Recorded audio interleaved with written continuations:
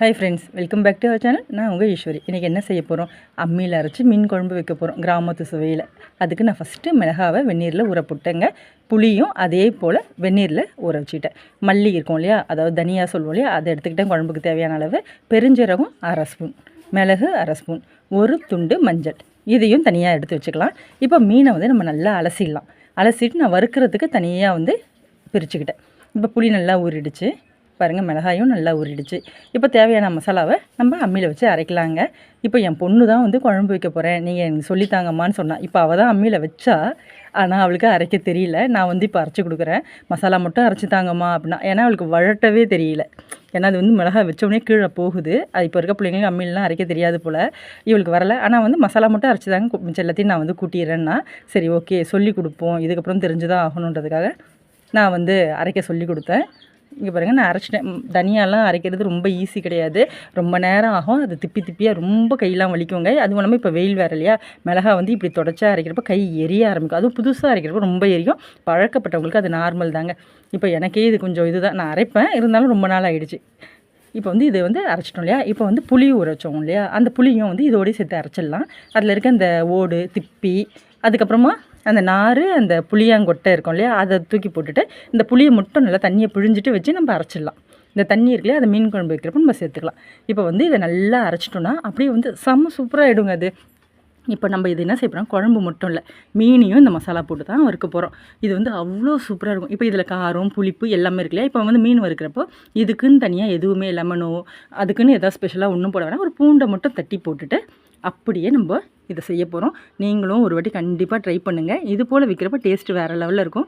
என் பசங்களும் அப்படி தான் கேட்டாங்க, எப்பயும் விற்கிறப்போ இல்லாமல் நம்ம ஊர்லலாம் கிராமத்தில் பாட்டிலாம் விற்பாங்களா, அது போல் வச்சு தாங்கன்னு கேட்டாங்க. அதுக்கு தான் என்ன, எங்கள் ஊரில் கொஞ்சம் தேங்காய் சேர்ப்பாங்க, நான் தேங்காய் சேர்க்கலைங்க. அவ்வளோதான். பூண்டை தட்டி போட்டு உப்பு தேவையான அளவு உப்பு போட்டு, இதுலேருந்து கொஞ்சம் மசாலா, இதுலேயே தான் நம்ம மஞ்சள்லேருந்து எல்லாம் வச்சிட்டோம் இல்லையா, அதனால் அது ஒன்றும் பிரச்சனை இல்லை. இன்னும் கொஞ்சம் மசாலா, இது பத்தாது, அவளுக்கு தெரியாமல் போடுறா, இன்னும் கொஞ்சம் மசாலா தேவை சொன்னேன். அதுக்கப்புறம் அவளும் சேர்த்தா. இதை போட்டு நல்லா பரட்டி வச்சா அப்படியே செவ அப்படிலாம் வராது, நார்மலாக தாங்க இருக்கும். வறுக்கிறப்போ அந்த கலர் வந்துடும்.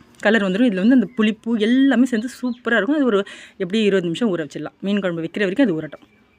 இப்போது எண்ணெய் சட்டியில் எண்ணெய் ஊற்றி வெந்தயம் அவள் தான் போட்டுக்கிட்டு இருக்கா.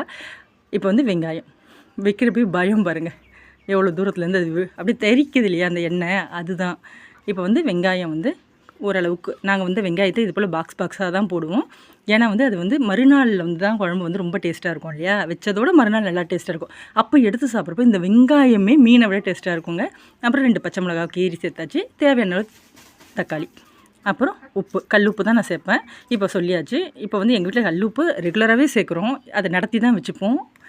இப்போ பாருங்கள், அரைச்சோம்ல பேஸ்ட்டு, அந்த சாந்து இருக்கு இல்லையா, அதையும் போட்டு நல்லா வதக்கிடலாங்க. இப்போ எல்லா பக்கமும் போகிறா போல் நல்லா வதக்கி விடணும். அவளுக்கு சாரணை பிடிச்சி கலரவே தெரியல, இருந்தாலும் அவள் தான் செய்யணுன்னு நான் விட்டுட்டேன். ஏன்னா அவள் தானே செய்கிறேன்னு சொன்னால், அவளுக்கு அந்த நெருப்பு பக்கத்தில், அனல் பக்கத்தில் நிற்க கூட தெரியலங்க. அப்புறம் நம்ம அம்மி அரைச்சோம் இல்லையா, அந்த கழுவுன தண்ணி அதையும் சேர்த்தாச்சு. அது சேர்த்துட்டு இப்போ இந்த ஸ்டேஜில் நீங்கள் எப்படி காரம் புளிப்பு எல்லாமே கரெக்டாக இருக்குங்க இந்த குழம்புக்கு. அதுக்கேற்றாப்புல தான் நான் எடுத்தேன். ஆனால் உப்பு மட்டும் சரி பண்ணிவிட்டு எவ்வளோ தண்ணி வேணுமோ அதை சேர்த்துக்கோங்க. நான் குழம்புக்கு வச்சதுக்கப்புறம் மாங்காய் போட போகிறேன், எங்கள் வீட்டிலே காய்க்கிறதா நீங்கள் பார்த்துருக்கலாம். அப்புறம் மீன் எடுத்து வச்சாச்சு.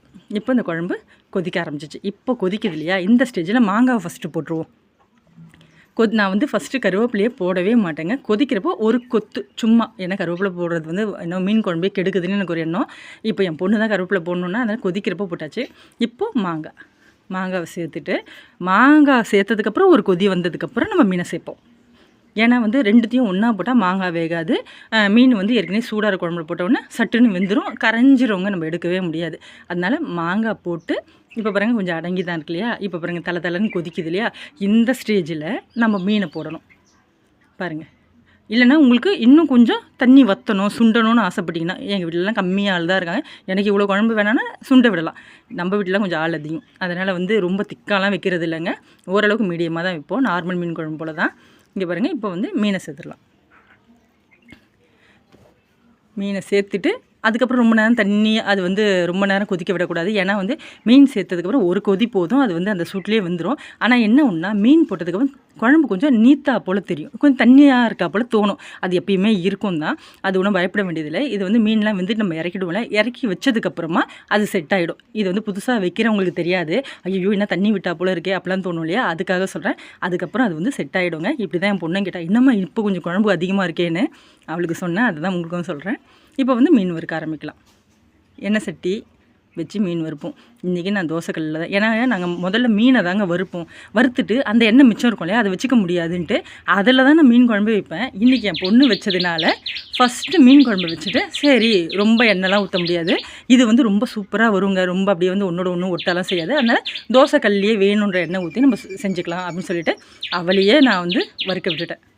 அவள் தான் ரொம்ப ஆசைப்பட்டா, ஆனால் நிச்சயமாகவே நல்லா வந்தது. சொல்லி தான் கொடுத்தேன், பக்கத்தில் உட்காந்து சொல்லி கொடுத்தேன். ஆனால் அவளாகவே எடுத்து செஞ்சுட்டாங்க. இந்த அடுத்த பேட்சும் போட்டு எடுத்துக்கலாம். அவ்வளோ சூப்பராக இருந்தது. உண்மையாகவே ட்ரை பண்ணி பாருங்கள். இந்த மசாலாலாம் நம்ம நிறைய வகையில் இந்த மீன் குழம்பு மீன் வறுத்துருப்போம், இது போல் செஞ்சு பாருங்கள். பிடிச்சிருந்தா நம்ம சேனல் லைக் பண்ணி சப்ஸ்கிரைப் பண்ணுங்கள். Bye friends.